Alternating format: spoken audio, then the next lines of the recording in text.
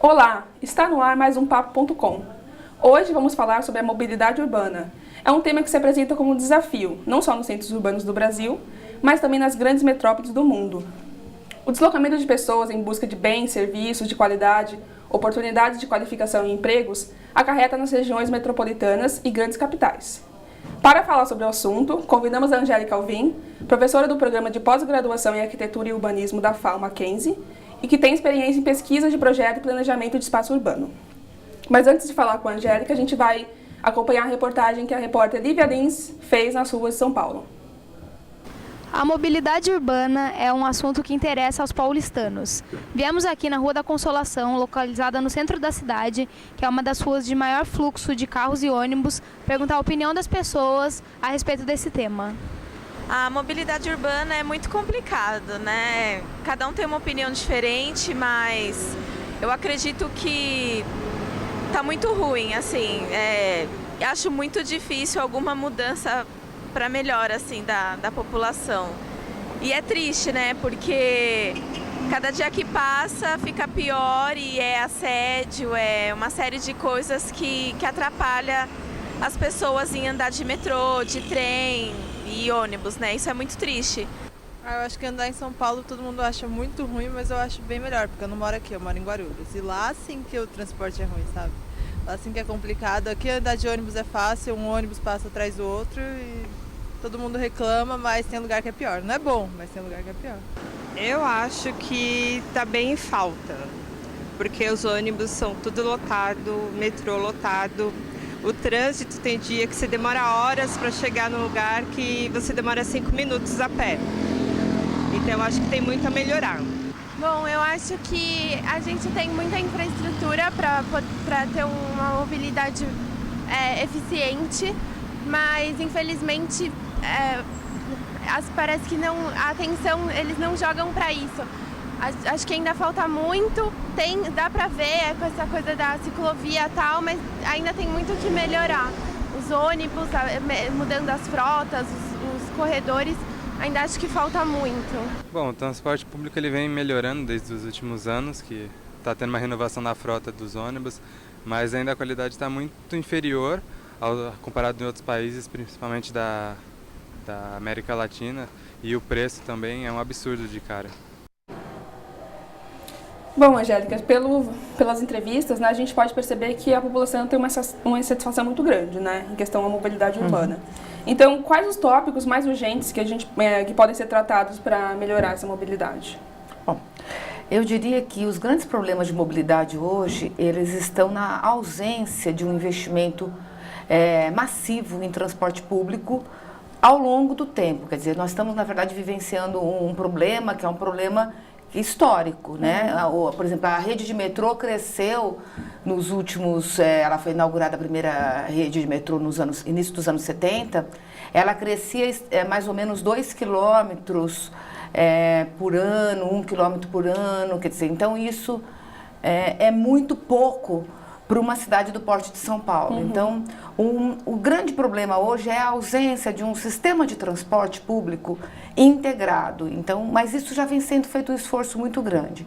Além do sistema de transporte público integrado, eu diria que a mobilidade urbana, ela está associada à possibilidade do cidadão ir e vir, porque a mobilidade é um atributo do cidadão. Então, se a mobilidade é um atributo do cidadão, eu preciso qualificar os espaços públicos e integrar os espaços públicos à rede de transporte público, quer dizer. Então, quando eu trabalho ciclovia, calçadas e outros sistemas de transporte públicos não motorizados, eu estou melhorando a qualidade do sistema de transporte público das nossas cidades. Então, hoje nós temos vários problemas associados a esse tema, que, na verdade, é a ausência de uma visão integrada das possibilidades que esse tema apresenta.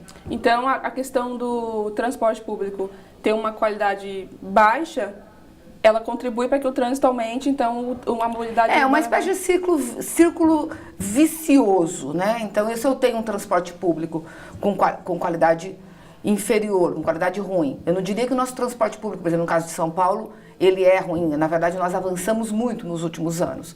Mas é uma rede de transporte público que não cobre com os diversos modais a cidade. Então, se eu tenho uma ausência de integração entre os diversos modais e uma qualidade, isso sim, muito pequena dos espaços públicos, mesmo no centro mais consolidado, a qualidade do espaço público deixa a desejar. Eu tenho um problema que é um problema que se transfere para o cidadão, que o cidadão acaba optando pelo uso do carro. Agora, também tem um outro fator associado, quer dizer, a gasolina e o combustível no nosso país é barato. Tá? Então, isso incentiva o uso do carro.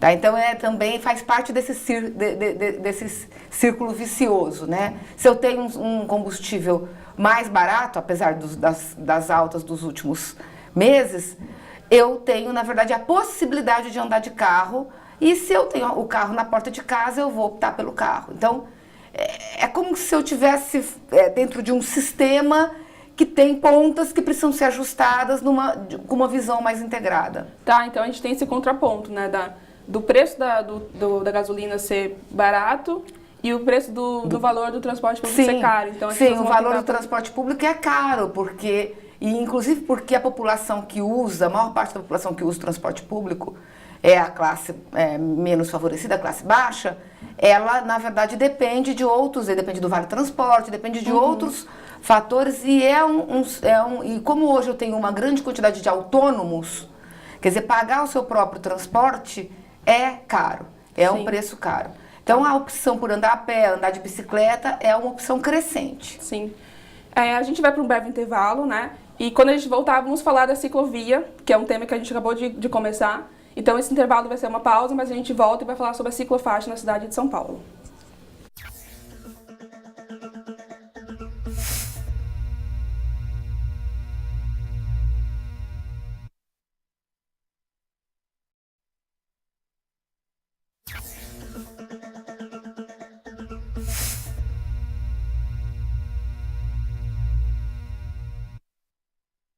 Estamos com o Papo.com e a gente tinha começado um assunto, né, que era ciclofaixa. Esse tema tem causado muita polêmica em São Paulo, ainda mais em questão de localização. Algumas pessoas não estão gostando onde elas estão sendo instaladas, né? Você acha que com o tempo é bem provável que as pessoas aceitem melhor a ciclofaixa? Eu acho que, na verdade, há uma iniciativa muito oportuna, a implantação de uma grande quantidade de ciclofaixas na cidade de São Paulo. No entanto, essa iniciativa, ela foi, de certa forma, realizada no primeiro momento sem um planejamento. Né? Então, essa articulação entre um sistema de ciclofaixas e, por exemplo, uma melhoria dos espaços públicos é um desafio ainda para a municipalidade. Eu acho que, na verdade, as ciclofaixas ela já vem tendo uma aceitação. Se a gente pensar o movimento que teve a favor da derrubada da liminar que impedia as obras da ciclofaixa semana passada, quer dizer, então a população, de certa forma, né, se mobilizou. E o aumento muito intenso de uso de bicicletas, né, os jovens estão passando a usar bicicletas. Então, o que está acontecendo, ao meu ver? É um processo de mudança de paradigma, de mudança de cultura. E tudo quando a gente trabalha as mudanças de cultura, é lento. Quer dizer, não adianta a gente achar que nós vamos mudar a cultura das pessoas em relação ao uso do carro, para mudar para a bicicleta ou sair do carro para o transporte público de uma vez. Quer dizer, então, tudo isso vai ser feito de uma maneira, às vezes que choca, às vezes que dá essa sensação de que está sendo mal feito, mas ao longo do tempo, essa manutenção e a melhoria da qualidade das ciclofaixas, elas vão acontecer e vão fazer parte desse sistema integrado. Tá. Agora tem que começar. O que não pode é simplesmente ter uma liminar que impede o processo. Agora, tem que se exigir manutenção das vias, né? Tem que se exigir melhoria das paradas, tem que se exigir manutenção das calçadas, a requalificação do espaço público na cidade integrado às ciclofaixas e uma integração melhor de traçados. Tá, então a bicicleta, ela realmente é uma boa opção para a cidade de São Paulo. Ela é uma opção, na minha opinião. São Paulo é uma cidade que tem bastante problema de topografia, Tá? Então, é preciso estudar quais são as áreas mais favorecidas para a implantação da ciclofaixa. De qualquer forma, ela é uma opção muito oportuna. Por quê? Porque ela é uma opção de graça. Né? O custo é o custo da bicicleta e da manutenção da bicicleta. Então, a população, principalmente a população mais jovem, vem optando ao invés de entrar no transporte público. Mas também a bicicleta tem essa questão, ela é barata, né? Você vai fazer a manutenção da sua bicicleta, mas ela vai interferir na questão do combustível. Aí não vai ter mais esse uso de combustível. Sim, aí já influencia na economia. Sim, é uma economia, né? Muitos jovens estão largando os seus carros, né? Porque eles pagam combustível, pagam estacionamento, e uma série de outros, e a manutenção do carro, pelo uso da bicicleta. Então, isso é bastante importante. Agora, é uma mudança que vai ocorrer ao longo do tempo. Eu não diria que ela é imediata, mas já começamos. Sim. E alguns exemplos de cidades que conseguiram se planejar melhor e a questão da mobilidade está mais equilibrada. Um exemplo clássico, por exemplo, do uso intenso da bicicleta é Amsterdã. Né? Amsterdã é uma cidade, várias cidades europeias, mas Amsterdã é uma cidade em que a bicicleta é um meio de transporte importante para o cidadão. Mas tem outras cidades, né? Se a gente pegar, por exemplo, Nova York, vem fazendo um plano muito integrado entre ciclovias, ciclofaixas e sistema de transporte público de alta capacidade. Bogotá teve um trabalho que no primeiro momento teve um impacto muito grande e negativo em relação à população, que era, na verdade, a implantação do Transmilênio articulado a uma implantação de sistema de espaços públicos. E Bogotá hoje é uma referência na implantação do BRT e essa articulação com o sistema de transporte público, integrando parques, calçadas, proibindo muito parecido com o que está acontecendo em São Paulo, proibindo a parada do carro e outros. E no Brasil nós temos Curitiba, que planejou a cidade ao longo dos eixos de transportes e o uso do solo, o adensamento foi induzido ao longo do sistema de transportes. Então, e é o que São Paulo pretende fazer com o seu novo plano diretor. Induzir ao longo do sistema de transportes o adensamento da cidade. Mas aí é um prazo muito longo. É um prazo longo, mas já começamos, já se aprovou o plano diretor e agora está se elaborando a nova lei de uso e ocupação do solo, no sentido de induzir os corredores e o adensamento urbano.